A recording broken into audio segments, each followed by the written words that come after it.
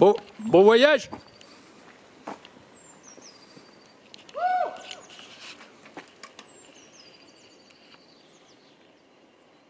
Eh ben ça y est, c'est parti pour Martin, c'est sa première montée sur le vélo. Salut, je m'appelle Martin. Le 31 janvier 2018, j'ai décidé de quitter mon boulot dans une boîte que j'adorais pour partir faire du vélo, seul. Du vélo, je n'ai jamais vraiment fait. Voyager, pas vraiment mon truc. Si, avec des potes, une semaine par-ci par-là. Alors tout ça, je me disais que c'était pas pour moi.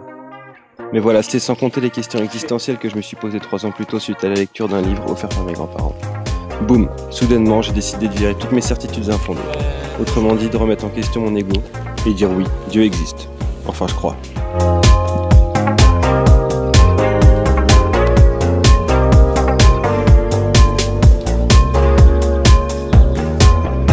S'en est suivi une remise en question des valeurs que la vie m'avait données. Passer outre mes peurs, de toute manière, nous ne sommes pas grand-chose. Alors autant en profiter pour faire quelque chose de grand.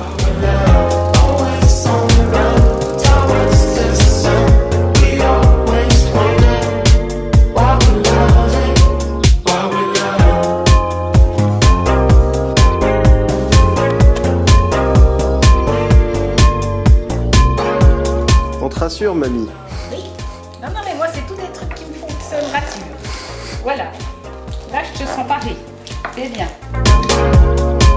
J'ai décidé que la vie n'était qu'une question de perspective. Sa propre vision du monde n'est pas meilleure que celle de notre voisin. Quelques bouquins sur la spiritualité plus tard, couplés à 2-3 bouquins de Mike Horn, et l'idée était déjà ancrée dans ma tête. Offre-toi une autre perspective de vie, quitte ton boulot et pars à vélo. Va savoir pourquoi.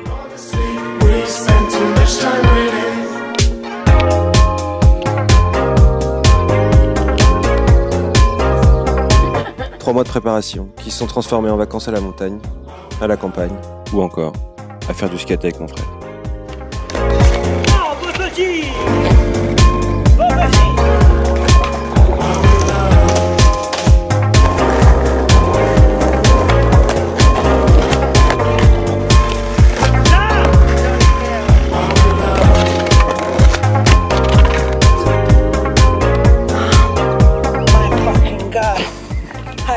So bad.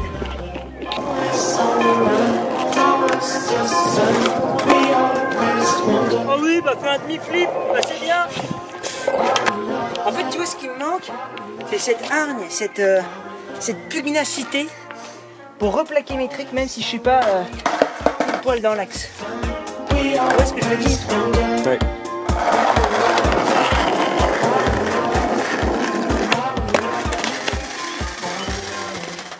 Ouais, je vois bien, ouais. Tu vois?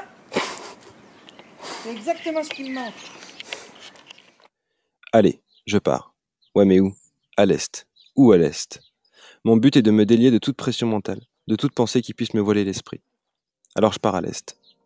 Sans vraiment savoir où je vais, ni quand je vais revenir. Ah bah non, mais commence pas à pleurer, hein. Et alors moi...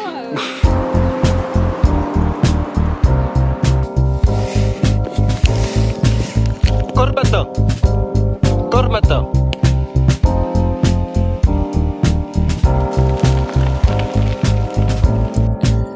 Les premiers jours ont été émotionnellement forts.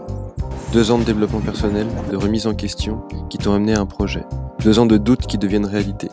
J'ai des peurs, 2 réelles en vérité. La première peur, c'est la solitude. Le mois précédant mon départ, je me réveillais en sursaut avec un sentiment infini de solitude. La solitude qui dérange, l'abandon. J'ai toujours vécu entouré de ma famille et de mes amis. La seule fois où j'ai dû me retrouver seul hors de chez moi, c'était en attendant des amis à la gare. Comment je vais gérer ça? Et en même temps, si je pars, c'est pour savoir qui je suis. Et pour ça, il faut que je sois seul. Beaucoup de vent ici.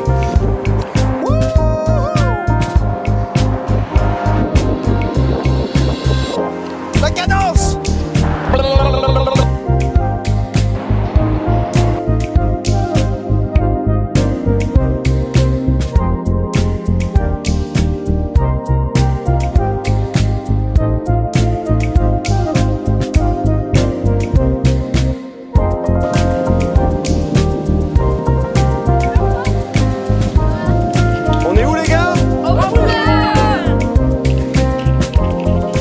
La deuxième peur était d'ordre physique.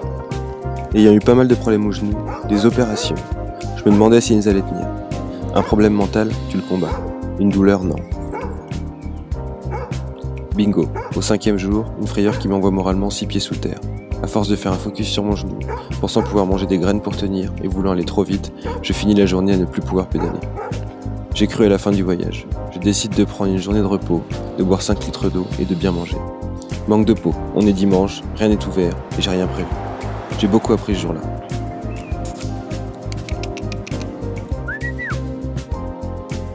À partir de maintenant, je roule doucement et je réorganise mon vélo afin de libérer une de mes pochettes pour en faire un garde-manger. Je n'ai plus le choix. Il faut que je me nourrisse en quantité et en qualité. Je viens de comprendre que mon alimentation avait un lien évident avec mon moral. Demain, ça fera déjà une semaine que je pédale. Je me suis fait un jour de pause hier, grosse frayeur. J'ai eu extrêmement mal au genou sur la fin. Je suis descendu très très bas moralement. Je me suis dit ça y est, c'est la fin. Je savais plus pourquoi j'étais là. Je savais plus ce que je faisais, pourquoi je faisais ce voyage. Donc j'ai décidé de me prendre un jour de repos à Crua, un village médiéval magnifique. Voilà, j'ai trouvé ces hôtes, un gîte qui m'a offert le bivouac, qui me donne gratuitement de quoi dormir, enfin un emplacement dans leur jardin et leur pool house pour cuisiner. Donc c'est le grand luxe pour moi. Il y a la piscine derrière moi, dans laquelle j'ai pu baigner et clairement me laver. Voilà, je suis toujours impressionné chaque jour par la gentillesse des gens en fait. C'est toujours incroyable. Hier au camping pareil, on m'a donné monts et merveilles alors qu'ils m'ont ouvert le restaurant pour moi tout seul parce que je n'avais pas à manger. En fait, il n'y a que des gens adorables.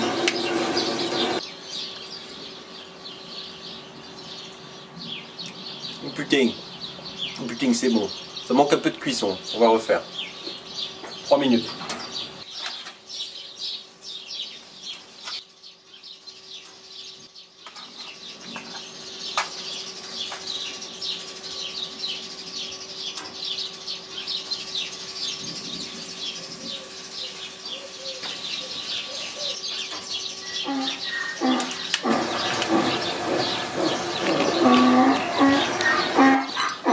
Bon, il y a l'âne qui se déchaîne un peu, mais j'ai la proprio qui m'a apporté un dessert. Et alors elle m'a fait deviner ce que c'était, j'aurais jamais pu deviner, c'est des beignets de fleurs d'acacia. Oh, c'est délicieux. Et les acacias, ils sont juste là.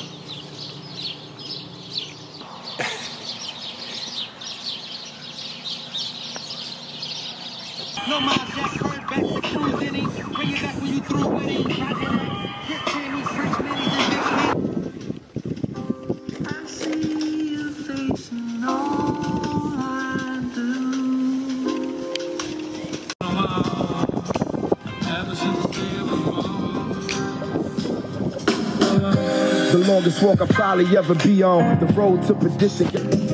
And I wanna change too. It's one thing I know.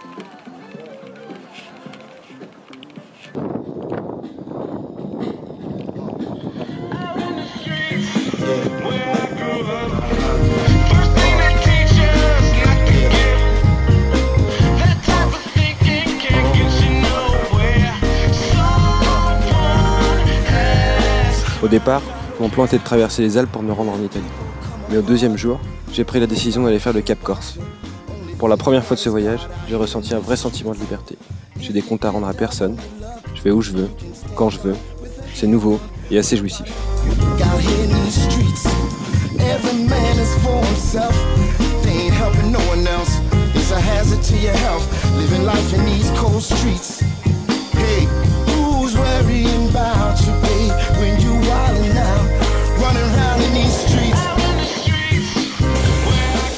Ça chante, ça chante.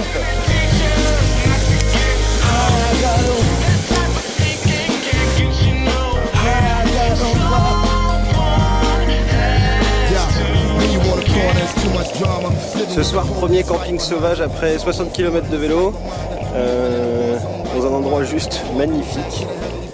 Je sais pas si je dois être rassuré, mais j'ai 7 camions de pompiers qui sont passés, pas en même temps, à 10 minutes d'intervalle. Il n'y en a pas un qui m'a même regardé. Mais c'est assez rassurant de se dire de se dire que ça va pas prendre feu ce soir. C'est pâtes aux courgettes, oignons avec pesto. Là où je fais moins le malin, c'est que j'entends des orages qui pètent de partout. Ça part comme ça, donc tout va bien. Mais si j'en ai qui viennent sur moi, je ferai moins le malin.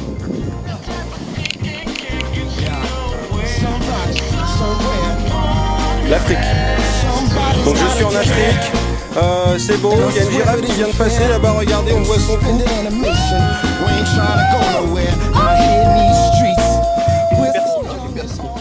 J'ai pas mis mon persil, mon Dieu. Alors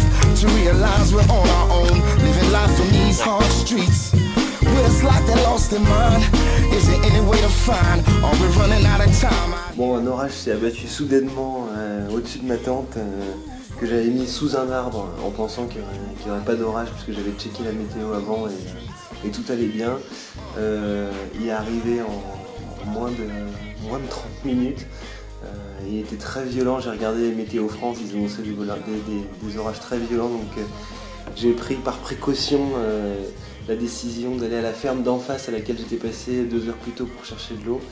Je me suis retrouvé en moins d'1 minute avec une paire de pantoufles aux pieds et une tisane face à 3 générations, la grand-mère, le fils et les 3 filles, avec qui on a eu des super discussions. Tout ça pour finir dans l'étable d'à côté. Toute ma tente, tout mon matériel est là-bas. J'ai juste récupéré mon appareil photo, enfin l'électronique et mon ordinateur. Et voilà mon lit 5 étoiles pour ce soir. Je suis bien arrivé au village des Égards, putain! Merde!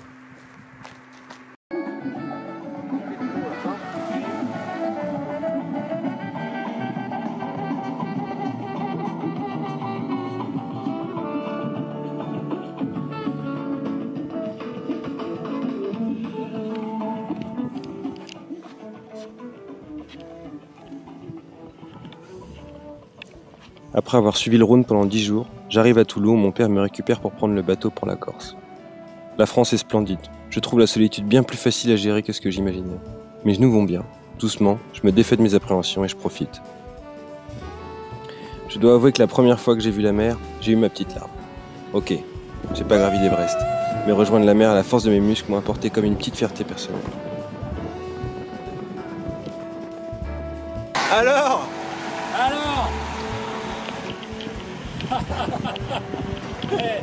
Salut. Putain, mais tu descends comme un fou. Ah ouais, je m'éclate là. Là, tu t'es éclaté, là. Les expériences que j'ai vécues jusqu'à présent m'ont montré une nouvelle facette de moi-même. Quand je suis seul, je crie, je chante, je danse. Ça pourrait s'arrêter maintenant et j'en sortirais déjà gagnant. Mais ce n'est que le début. Écoute ce que je vais te dire, mon petit bonhomme. Tout ce que tu as à savoir, c'est que... Il en faut peu pour être heureux, vraiment très peu pour être heureux. Il faut se satisfaire du nécessaire. Un peu d'eau fraîche et de verdure que nous prodigue la nature. Quelques rayons de miel et de soleil. Je dors d'ordinaire sous les frondaisons. Et toute la jungle et ma maison. Toutes les abeilles de la forêt butinent pour moi dans les bosquets. Et quand je retourne un gros caillou, je sais trouver des fourmis dessous. Essaye, c'est bon, c'est doux. Tu manges des fourmis? Ah, tu peux me croire, tu verras, c'est fameux, ça vous chatouille, hein? Mowgli, attention! Il en faut vraiment peu, très peu